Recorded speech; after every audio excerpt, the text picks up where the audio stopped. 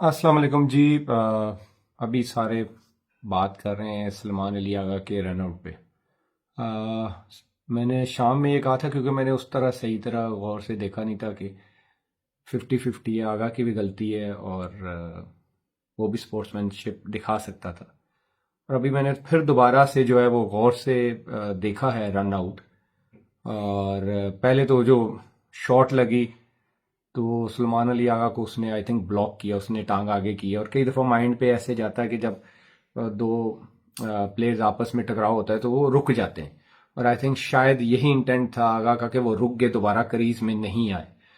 और अब मेहदी ने वहीं पे ब्लॉक करके तो जो है उसने बॉल को विकेटों से मार दिया और आउट, रन आउट की अपील कर दी। लेकिन यहाँ पे मैं ये देखना चाहूंगा कि अंपायरों ने ये चीज क्यों नहीं सोची कि एक बॉलर ने उसको पीछे से ब्लॉक किया है, तो इसलिए वो नहीं जा सका। तो यहां पे आप मेहदी को तो ठीक है, वो स्पोर्ट्समैनशिप दिखा सकता था, उसने जो चीज भी की विद इन लॉ की। लेकिन एक स्पोर्ट्समैनशिप भी होती है, उसको नहीं करना चाहिए था। उसको जब पता लग गया था कि मेरी वजह से वो ब्लॉक हुआ है। और आगा की मैं इतनी सिर्फ गलती कहूंगा कि बस आपने क्यों बॉल बॉल उठाया। आप फिर इससे अच्छा था कि आप दोबारा क्रीज में जाते, क्योंकि आप ऑलरेडी जो है क्रीज से बाहर थे। लेकिन मैं यहां पे मेरा सवाल ये है कि मेहदी ने तो जो किया वो किया, अंपायरों को ये चीज क्यों नजर नहीं आई कि बॉलर ने जब बॉल किया, जब शॉट लगी तो बॉलर ने उसको पीछे से ब्लॉक किया है। तो ये चीज तो अंपायरों को देखनी चाहिए ना। जब कई दफा आपने देखा होगा कि कोई फील्डर थ्रो करता है और अगर बैट्समैन जान के आगे आ जाए, बॉल के आगे आ जाए कि विकेटों का न लग जाए, तो उस पे भी रन आउट दे दिया जाता है क्योंकि वो जान के आगे आया है। तो अब ये देखिए कि जब उसने बॉल किया तो उनका दोनों का टक्कर तो हुई है ना, तो ब्लॉक तो वो हुआ है, तो ये तो मार्जिन अंपायर दे सकते थे, तो ये चीज कंट्रोवर्शियल ना बनती। मुझे लगता है कि जहां पे जितनी मेहदी की गलती है, आगा की भी, अगर वो बॉल ना उठाते यहीं, क्योंकि देखिए ताली दोनों हाथों से बजती है, थोड़ी सी तो गलती है कि ना ही उठाते, फिर आप अपना सोचते।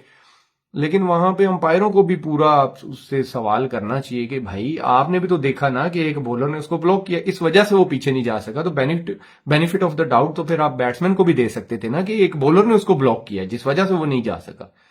तो ये एक तो सोशल मीडिया पे काफी चल रही है। और मुझे लगता है कि ये नहीं होना चाहिए था कि with in a game of, कहते हैं ना, स्पोर्ट्समैनशिप में होना चाहिए था ये।